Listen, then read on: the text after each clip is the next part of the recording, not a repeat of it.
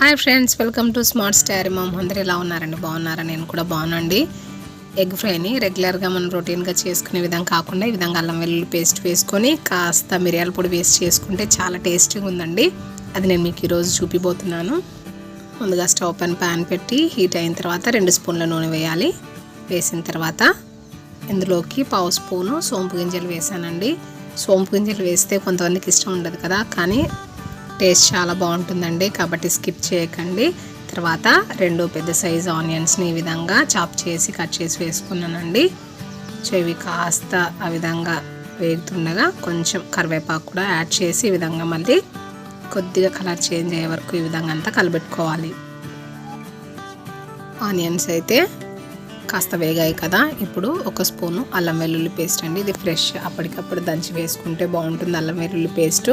లేదంటే ఇలా పూర్తిగా పేస్ట్ లాగా కాకుండా అప్పటికప్పుడు దంచి వేసుకున్నా కూడా బాగుంటుందండి.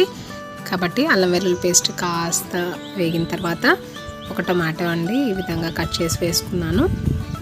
సో టమాటో కూడా వేసిన తర్వాత మళ్ళీ బాగా కలబెట్టుకోవాలి. ఇప్పుడు ఇందులోకి వేయించిన ధనియాల పొడి 1 స్పూను, 1/2 స్పూను వేయించిన జీలకర్ర పొడి, 1 స్పూను కారం పొడి వేసి బాగా కలబెట్టాలి.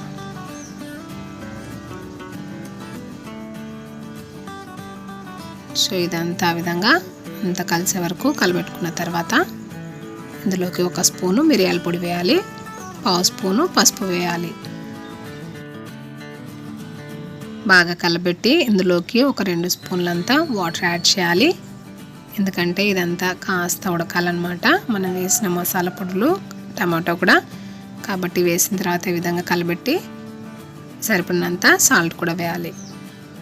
సాల్ట్ కూడా వేసిన తర్వాత బాగా కలబెట్టుకోవాలి. కలబెట్టుకున్న తర్వాత ఇప్పుడు ఇది కాస్త మగ్గే వరకు జస్ట్ 2 నిమిషాలు మూత పెట్టుకోవాలి.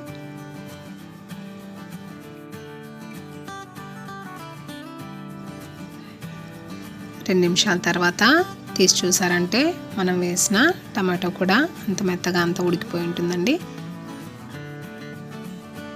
సో ఆ విధంగా కలబెట్టుకున్న తర్వాత ఇప్పుడు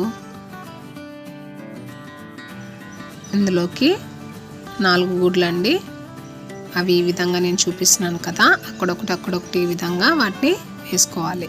వేసుకున్న తర్వాత ఇది కూడా కాస్త లో ఫ్లేమ్లోనే 2 నిమిషాలు బాగా ఉడికేటట్లు మూత పెట్టి 2 నిమిషాల తర్వాత చూసారంటే బాగా అదంతా కుక్ అయి ఉంటుందండి. సేమ్ ఇక్కడ ఏ విధంగా చూపిస్తున్నానో ఆ విధంగా మీరు మరి అంత మొత్తం అంతా మ్యాష్ చేయకోకుండా ఈ విధంగా వాటిని టర్న్ చేసుకోవాలి.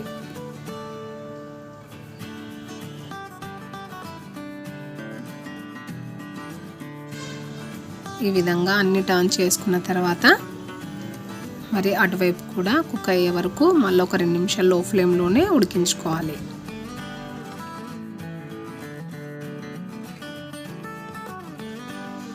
ఈ విధంగా మరి పెద్ద పీసెస్ కాకుండా మరీ చిన్న కాకోకుండా ఈ విధంగా ఇక్కడ చూపిస్తున్నాను కదా, ఈ రకంగా వాటిని చిన్న మీడియం సైజ్ పీసెస్ చేసుకుంటూ ఈ విధంగా వాటిని జస్ట్ లో ఫ్లేమ్లోనే ఫ్రై చేసుకోవాలి.